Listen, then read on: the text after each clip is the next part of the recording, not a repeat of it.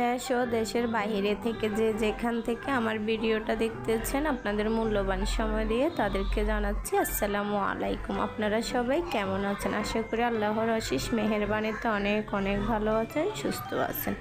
সবাইকে আবারও স্বাগতম হোম ব্লগ কুকিংয়ে। আমি আবারও চলে আসলাম আপনাদের জন্য একেবারে নতুন একটা রেসিপি নিয়ে।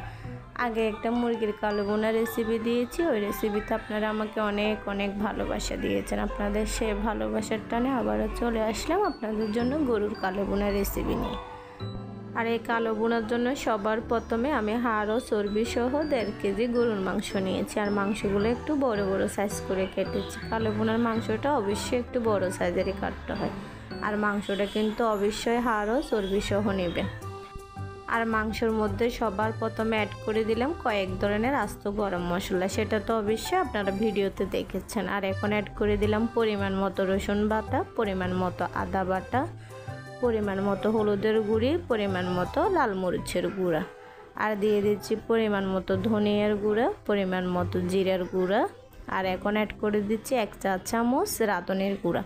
অনেকে কিন্তু রাঁধুনির গুঁড়াটা চিনে না, দেখুন এগুলো হচ্ছে রাঁধুনি, এটা কিন্তু এক ধরনের মশলা। আর গরু কিংবা খাসির কালো বোনা তো অবশ্যই এই রাঁধুনিটা ব্যবহার করতে হয়। কালো বোনার আসল টেস্টটা আসে এই রাঁধুনি থেকে। এখন এখানে অ্যাড করে দিচ্ছি একটা জয়ত্রী, 3 ভাগের 1 ভাগ নিয়েছি, আর এটা হাত দিয়ে এভাবে কষলিয়ে অ্যাড করে দিচ্ছি। আর এখানে নিয়েছি একটা জায়ফল, তার 1 ভাগ এখানে গ্যাটার দিয়ে গ্রেট করে দিচ্ছি, আপনারা চাইলে ব্লেন্ডার করেও দিতে পারেন। আর এখন অ্যাড করে দিচ্ছি এখানে 1 কাপের মতো পেঁয়াজের বেরেস্তা। কালো বোনাতে কিন্তু অবশ্যই পেঁয়াজের বেরেস্তাটা ব্যবহার করতে হয়, এটা কিন্তু মাথায় রাখবেন। পেঁয়াজের বেরেস্তাটা দিলে ফ্লেভারটা খুব ভালো আসে, কালারটাও খুব সুন্দর হয়। এখন অ্যাড করে দিলাম 1 কাপের মতো কাঁচা পেঁয়াজ কুচি। আমার শুরুতে গরম মশলা দিতে মনে ছিল না মাংসের, এখন দিয়ে দিলাম এখানে 1 চা চামচের মতো গরম মশলার গুঁড়ি, আর দিয়ে দিলাম পরিমাণ মতো লবণ। এরপরে এখানে অ্যাড করে দিলাম পেঁয়াজ ভাজি করে রাখা বেরেস্তা ভাজা সেই তেলগুলা। সবগুলো উপকরণ ভালোভাবে কষলিয়ে মেখে নিচ্ছি। আমার মনে হয় হাত দিয়ে মাখলে ভালো করে মাখা হয়, মাংসগুলো খুব সুন্দরভাবে মশলা মাখামাখি হয়। আপনারা চাইলে খুন্তি বা যে কোনো কিছু দিয়ে মাখতে পারেন, আমার থেকে হাত দিয়ে মাখলে ভালো লাগে, তাই হাত দিয়ে মেখে নিলাম। ঢাকনা দিয়ে গ্যাসটা অন করে রান্না করে নিব প্রায় 10 থেকে 15 মিনিটের মতো। ফিরে আসলাম 10 থেকে 15 মিনিট পর। দেখুন মাংসগুলো কষানি হতে শুরু করে দিয়েছে। আর মাংসগুলো যত ভালোভাবে কষাবেন তত তেল বের হবে। আর এই রান্নাটা করার সময় কিন্তু গ্যাসের আঁচটা হালকা থেকে একটু মিডিয়ামে রাখবেন, একেবারে লোতেও রাখবেন না, একেবারে হাইতেও রাখবেন না। বেশি হাইতে রাখলে নিচে দিয়ে ছেঁকা লাগার সম্ভাবনা থাকে, আর বেশি লো করে দিলে মাংসগুলো সিদ্ধ হতে অনেক সময় লাগবে, তাই মিডিয়াম সাইজে রাখবেন। আর মাংসগুলো কিন্তু কিছুক্ষণ পর পর ঢাকনা তুলে নেড়ে ছেড়ে দিতে হবে, যেহেতু এখানে কোনো ধরনের পানি দেওয়া হয় না, তেলের উপরে কষানো হচ্ছে, তাই মাংসগুলো নিচে দিয়ে ধরে যাওয়ার সম্ভাবনা থাকে। তাই ঢাকনা তুলে কিছুক্ষণ পর পর ভালোভাবে নেড়ে ছেড়ে দিতে হবে।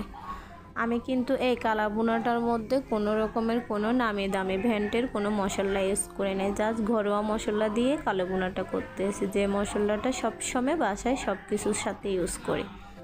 আর এটা হচ্ছে চট্টগ্রামের ঐতিহ্যবাহী ভাইরাল কালো বোনা রেসিপি। আমি এই কালো বোনাটার জন্য গরুর মাংস নিয়েছি, আপনারা চাইলে খাসি কিংবা মহিষের মাংস দিয়ে এই কালো বোনাটা করতে পারেন।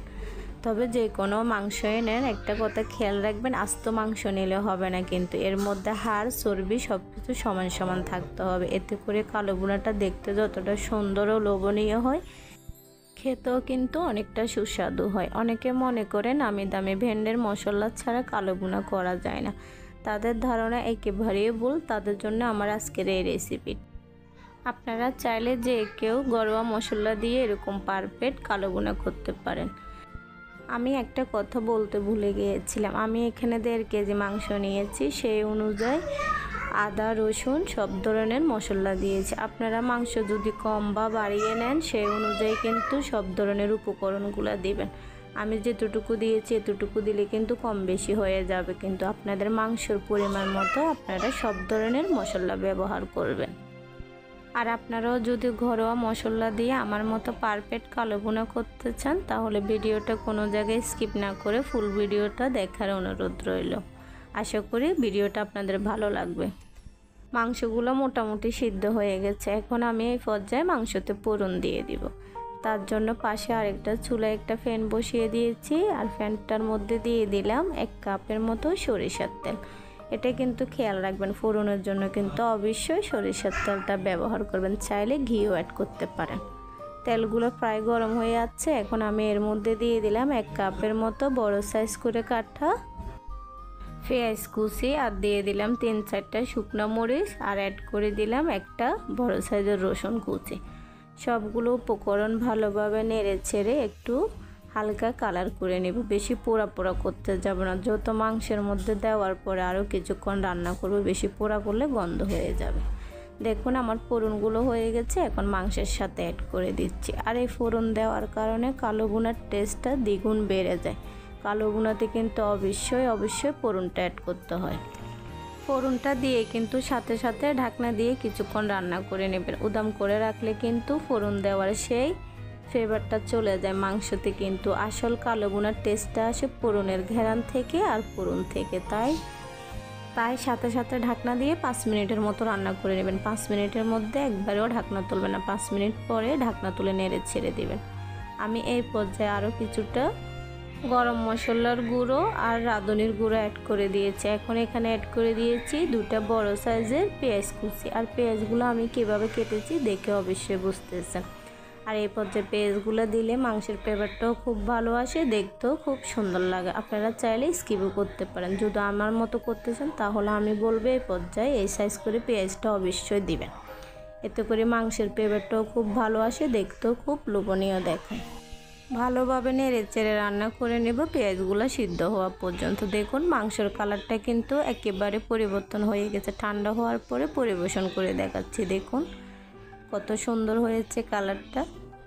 যারা আমার চ্যানেলটা আগে থেকে সাবস্ক্রাইব করে বন্ধু হয়ে প্রতিনিয়ত আপনাদের মূল্যবান সময় দিয়ে আমার ভিডিওগুলো দেখে থাকেন, তাদেরকে মন থেকে জানাচ্ছি অসংখ্য ধন্যবাদ। আর যারা আমার চ্যানেলে নতুন, চ্যানেলটা এখনও সাবস্ক্রাইব করেন নাই, তাদের উদ্দেশ্যে বলতেছি ভিডিওটা ভালো লেগে থাকলে চ্যানেলটা সাবস্ক্রাইব করে বন্ধু হয়ে পাশে থাকার অনুরোধ রইল। আর পাশে থাকা বেল আইকনটি বাজিয়ে দেন, যেন আমাদের পরবর্তী নতুন রেসিপিগুলো সবার আগে আপনাদের কাছে পৌঁছে যায়।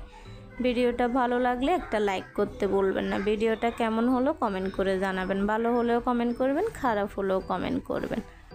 আর ভিডিওটা যদি বেশি ভালো লেগে থাকে শেয়ার করে আপনার বন্ধুদেরকে দেখার সুযোগ করে দেন। আজকের জন্য এইটুকু। সবাই ভালো থাকবেন, সুস্থ থাকবেন, সবাই সবার জন্য দোয়া করবেন। আল্লাহ হাফেজ, আসসালামু আলাইকুম।